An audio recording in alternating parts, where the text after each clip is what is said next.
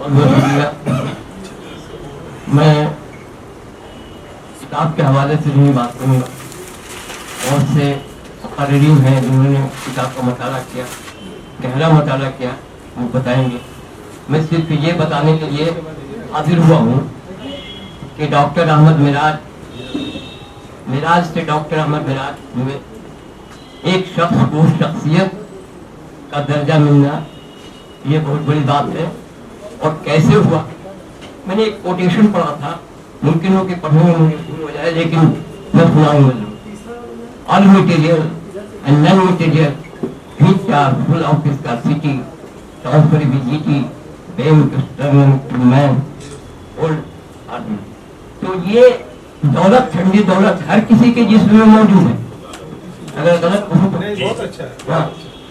ये ठंडी दौलत हर किसी के जिस्म में मौजूद है, जो दिमाग में मौजूद है, लेकिन उसको बदले तार लाने वाला शख्सियत, शख्स से शख्सियत बनता है। तो बालू अगर नदी में है तो उसकी कोई कीमत नहीं, अगर शहर में आ जाता है तो उसकी कीमत बन जाती है। पहाड़ है, उसकी कोई कीमत नहीं, उसमें गिट्टी बन करके जब शहर में आ जाता है तो उसकी कीमत बन जाती है। हवा जो पंखे से हम देते हैं, सांस देते हैं, उसकी कोई कीमत नहीं, लेकिन पंखे से देते हैं तो उसकी कीमत बन जाती है।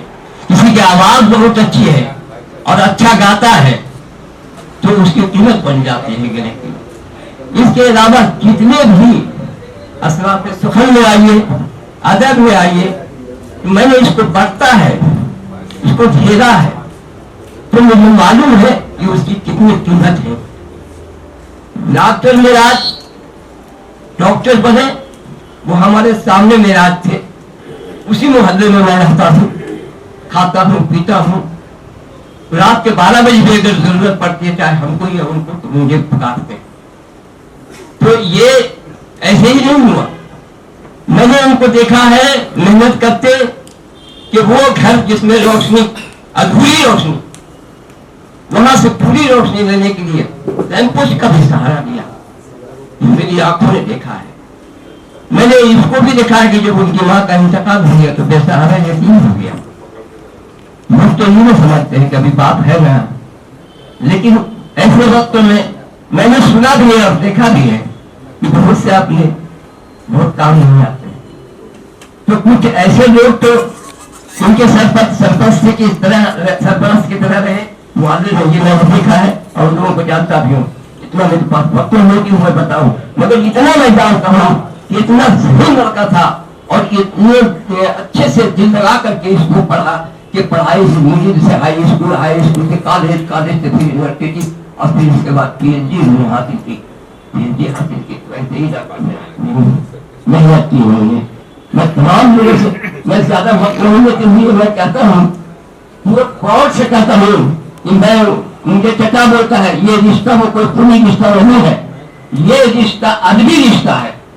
जो इन्होंने जाना तो अदब की अहमियत को पहचानो और हर किसी शख्स में कहता हूँ कि हर उस शख्स की कीमत को पहचानो जिसने जिस वजह से भी, चाहे वो गाने के माध्यम से, खेलने के माध्यम से, या फिर शायरी के माध्यम से, या कोई स्कॉलर जो PhD हासिल करने के लिए मेहनत कर रहा हूँ, तमाम लोगों की कदर कीजिए। और मैं इन बातों के साथ में एक शेर से अपनी बात खत्म करता हूँ कि ये दुनिया उसके रास्ते में कदम उसी को आती है। रही भाई आवाज आ रही है,